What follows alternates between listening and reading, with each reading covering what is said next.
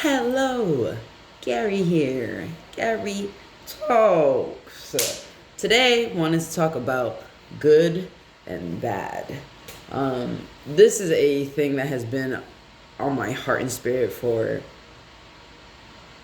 as long as I can remember. Truly, as a kid, I used to look up serial killers. I was obsessed, and when I say kid, I mean like the first time I remember doing this was maybe when I was like 8. I was obsessed with it. No, I wasn't at 8. When I was not 8, let's say 10. Because I remember getting on the computer, and I don't think I was on the computer at 8, like not independently searching things. And I used to look up things on Wikipedia. I would just read all about different serial killers. My mom was obsessed with watching like True TV, Court TV back in the day. And we would watch all these shows about like people getting away with murder or people getting caught with it, all of these things. And for a long time, I was just obsessed and really fascinated by the idea of good and bad, of like, how is it that these people seem pretty normal and they do things that are so horrific? And like sometimes they get away with it, sometimes they don't get away with it. How can we make sense of that? And I think the thing that freaks us out most about serial killers is that they could be anybody, right? Because I look at a lot of them who have traumatic lives.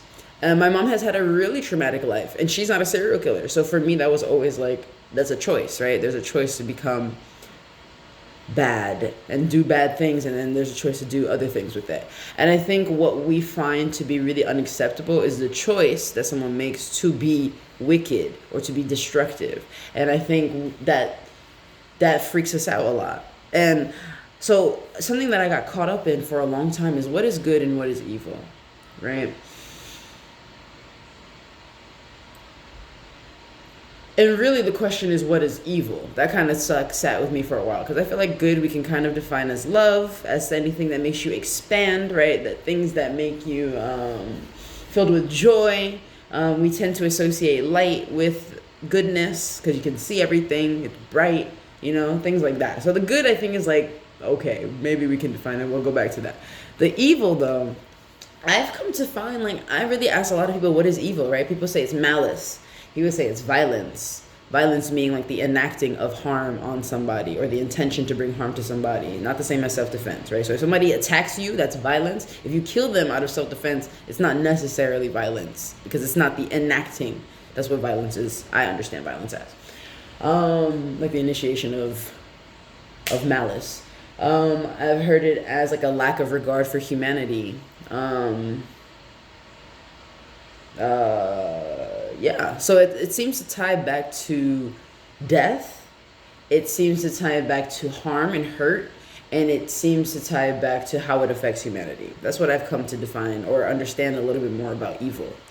But really, what I understand most about evil is that it is a perception thing, right? Because, for instance, say we see a little boy about to eat this candy, and we see his mom knock that shit out of his hand and like berate him. You can't hear what she's saying, but berating him about it. You might say, whoa, that was really mean and really messed up. But what if that lollipop had peanuts in it and the boy is allergic? And so she's knocking it out of his hand.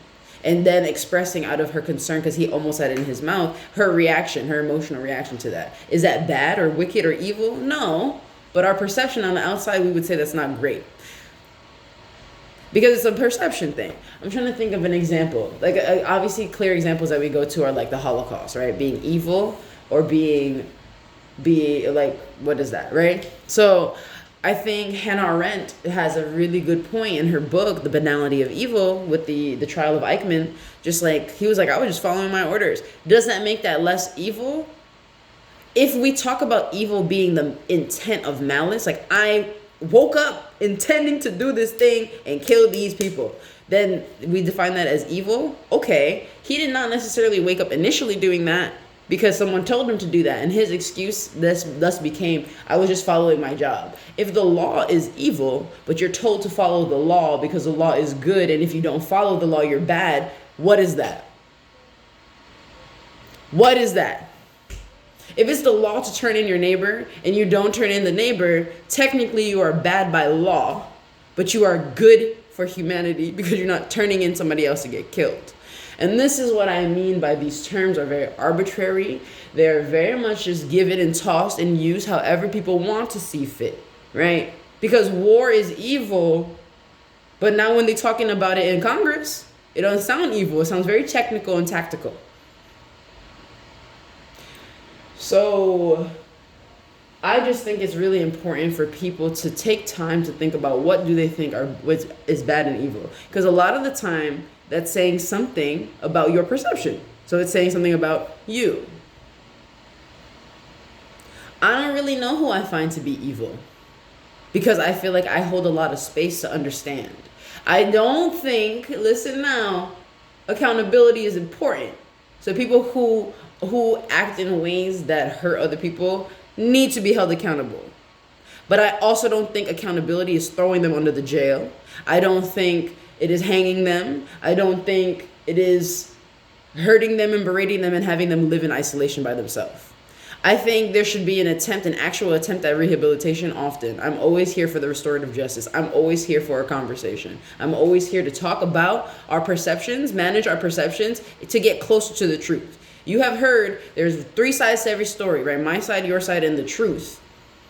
Because there's my truth, your truth, and then the objective truth. And we can really very rarely get to that, which is why it's important to share our perspectives so that we can look at them and see if there's a common ground and a common understanding that we can come to, versus like, no, you're horrible and terrible, and actually I'm gonna sit here even in this conversation and retain my right as a victim or survivor, and you as a perpetrator, you don't get to have a different role in this. Because again, everybody's held accountable, right? So Ted Bundy killing people is inexcusable just because he had a fucked up childhood. Because again, my mom had a fucked up childhood. She not out here killing people. So, we can have self-control. At the same time, I don't know who was talking to Ted Bundy. Did he have friends? And then we go like, oh, sociopaths, well, they don't have friends, so that's like on them.